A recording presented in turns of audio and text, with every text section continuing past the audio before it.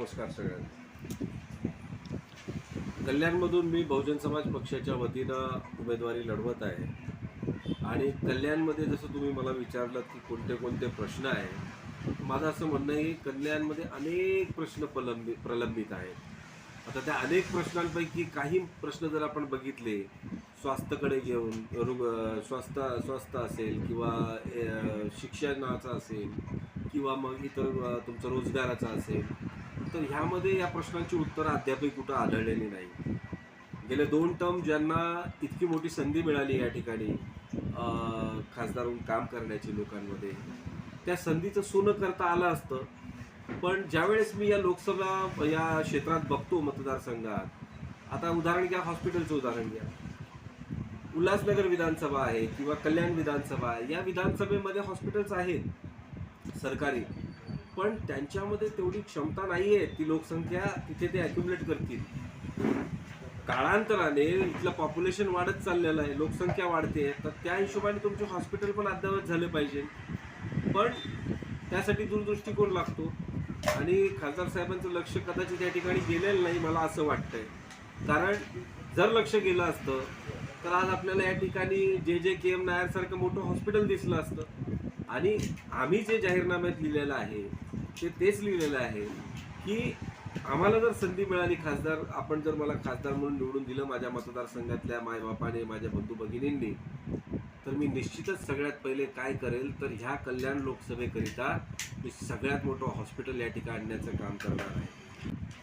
Actually एक सुवर्ण संधी होती मुख्यमंत्री साहेबांना, खासदार साहेबांना. कारण एका घरामध्ये मुख्यमंत्री, एकाच घरामध्ये खासदार साहेब, पण असा दुवा जो आहे, ह्या दुव्याने जर विचार केला असता तर मोठ्या प्रमाणात डेव्हलपमेंट या ठिकाणी होऊ शकलं असतं. तर राहिला शाळेंचा, तुम्ही जे म्हणताय सरकारी शाळेंची अवस्था आज अगदी बिकट झालेली आहे. आणि एवढंच नव्हे तर सरकारी शाळेचे लचके तोडण्यात येत आहेत. त्याचं उदाहरण असं आहे, उल्हासनगर विधानसभा महानगरपालिकेचं उदाहरण आहे. सरकारी शाळा बंद पाडून एका प्रायव्हेट बिल्डरला ती शाळा देण्यात आली, जागा आणि जमीन, आणि हाच प्रकार सगळीकडे चाललेला आहे. त्याच्यामुळं शाळेंची तर बिकट अवस्था आहेच आहे. आणि सरकारी शाळा बंद म्हणजे गोरगरिबाच्या मुलांनी शिकायचं कुठं?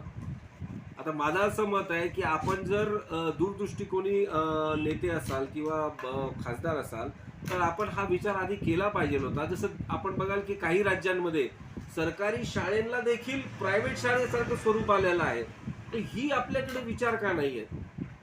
मान्यवर खासदार साहेब जे इथले निवडून दिले 2 टर्म लोकांनी, स्वतः एक मेडिकल डॉक्टर प्रॅक्टिशनर आहेत. तर मला असं वाटलं होतं की एज्युकेटेड असल्यामुळे ते ह्या गोष्टीकडे निश्चितच लक्ष देतील. पण 2 टर्म बघितलं, सरकारी शाळेंची अवस्था जी होती त्याच्यापेक्षा खालच्या स्तरावर गेली. तर आपण एक लक्षात घेतलं पाहिजे की ज्यावेळेस आपल्याकडे हे प्रमुख सभागृह देशाचं आपल्याकडे जेव्हा असतं लोकसभा, त्यातून पाहिजे त्या गोष्टी आपण आपल्या लोकांच्या हितांसाठी, मतदारांच्या हितांसाठी, नागरिकांच्या हितांसाठी करून घेऊ शकतो. पण ती उदासीनता या ठिकाणी दिसली. अशा कुठल्याही गोष्टी घडताना दिसलेल्या नाही. मग ते हॉस्पिटल असो, म्हणजे रुग्णालय असो, शाळा असो किंवा रोजगार असो. तुम्ही रोजगाराचंही मला विचारलं. रोजगाराच्या हिशोबाने मला सांगा की या ठिकाणी रोजगार निर्मिती करणं काही मोठी गोष्ट नाही आहे. जेव्हा तुमच्याकडे सरकार आहे, तुमच्याकडे सत्तेची ताकद आहे, त्यावेळेस तुम्ही रोजगार सहज निर्माण करू शकता. आता माझ्यासारखा, मी तर साधा सिनेट मेंबर होतो मुंबई विद्यापीठावर, एक छोट्याशा सभागृहामध्ये. पण छोट्या सभागृहात असल्यामुळे मी काय केलं की मी मुंबई विद्यापीठाची मागणी केली उपकेंद्राची आणि कल्याणला घेऊन आलो. तर ते माझं दूरदृष्टिकोन होतं. तर आता रोजगाराच्या मामल्यामध्ये तसं होऊ शकलं असतं ना. जर रोजगार तुम्हाला वाटतं की तुम्ही डेव्हलप केला पाहिजे तिथल्या लोकांसाठी, तुमच्या मतदारांसाठी, तर तुम्ही एखादी विंडो चालू केली पाहिजे होती. मी खासदार रोजगार खिडकी चालू करेल आणि आमच्या तरुणींना, ग्रॅज्युएट्सला, पोस्ट ग्रॅज्युएट्सला मी असा भटकू देणार नाही. त्यांनी अर्ज घेऊन यायचा, खिडकीमध्ये जमा करायचा आणि नोकरी घेऊन जायची.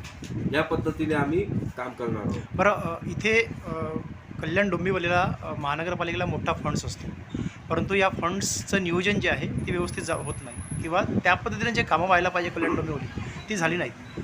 दुसरी गोष्ट म्हणजे ड्रेनेजसाठी पाण्याचं जे किंवा विचारण करण्यासाठी असं म्हटलं जातं की 425 कोटी आले होते, ते कुठे गेले माहीत नाहीत. तुम्ही या सगळ्या प्रश्नाकडे कसा बघता? ॲक्च्युली ह्याचं उत्तर पावसाळ्यामध्येच दडलेलं आहे. ज्या ड्रेनेज सिस्टमसाठी तुम्ही म्हणताय 425 कोटी रुपये आले होते, त्याचा वापर विनियोग कुठल्याही पद्धतीने ज्याच्यासाठी आला होता करण्यात आला नाही. पावसाळ्यांमध्ये पण तुम्ही बघा ड्रेनेज सिस्टम हे जे पैसे न वापरल्यामुळे काय होतं की वॉटर लॉगिंगचा सामना आपल्याला करावा लागतो आणि पुन्हा याचा नाहक त्रास कोणाला होतो? सर्वसामान्यांना होतो. वॉटर लॉगिंगचा त्रास सर्वसामान्यांना, कारण जे श्रीमंत आहेत त्यांच्या घरांमध्ये पाणी जात नाही ना. पाणी कोणाच्या घरात जातं? जो सर्वसामान्य इथला आहे, जो गरीब आहे, जो कष्टकरी आहे, त्याच्या घरामध्ये पाणी घुसतंय आणि एकदा का त्यांनी बिचारांनी संसार जो बनवलेला असतो तो उद्ध्वस्त होतो. परत त्याला नव्याने उभं करावं लागतं आणि तेवढा त्याच्यामध्ये ताकद नसते ते खेचण्याची. तर ह्या लोकांच्या भ्रष्टाचारी स्वभावामुळं सर्वसामान्याला आणि विशेषतः माझ्या कल्याणच्या मतदारांना हा त्रास दरवर्षी भोगावाच लागतो. तर जो तुम्ही पैशांचा प्रश्न टाकला 425 कोटी रुपये, तर ह्या ठिकाणी कुठेतरी कंत्राटदार टेंडर वेंडर सिस्टम जी आहे ही कारणीभूत आहे. आणि ह्यावरून अधिक जर कोणी कारणीभूत असेल तर मला असं वाटतं की महानगरपालिकेचे जे आयुक्त येऊन बसतात ह्या आयुक्तांना आपण कारणीभूत पकडलं पाहिजे. आता तुम्ही बघा, कालच्याच दिवशी मुंबईमध्ये एक दुर्घटना घडली. मोठं होर्डिंग कोसळून पडलं पेट्रोल पंपाचं. 14 ते 15 लोक त्या ठिकाणी मरण पावली. काही आज मोठ्या प्रमाणामध्ये जखमी आहेत, हॉस्पिटलमध्ये आहेत. या सर्वसामान्य जनतेचा काय दोष आहे मला सांगा तुम्ही? म्हणजे एखादा माणूस बाईकवरून पेट्रोल भरायला आला, तो आपल्या कामासाठी चाललाय, तो कोणाचा भाऊ आहे, कोणाचा मुलगा आहे, तो उभा आहे आणि त्याच्यावर येऊन कोसळून पडतं. ज्यांनी ते मोठं होर्डिंग मारलं त्यांनी बक्कळ पैसा कमवला. मुंबईमध्ये 120 फुटाचं होर्डिंग लाखो कमवले. BMC म्हणते की आम्ही त्या होर्डिंगवाल्याला आम्ही 4 महिने आधी नोटीस दिली. आता आमचा सवाल हा आहे आणि म्हणून मी म्हटलं की आयुक्तांची सगळ्यात पहिले हकालपट्टी केली पाहिजे. आमचा सवाल हा आहे, जर 4 महिन्यापासून तुम्ही नोटीस दिली तर तुम्ही कारवाई का नाही केली? तुम्ही म्हणजे याचा अर्थ हा होतो की तुम्हाला माहिती होतं असं काहीतरी भविष्यात घडणार आहे.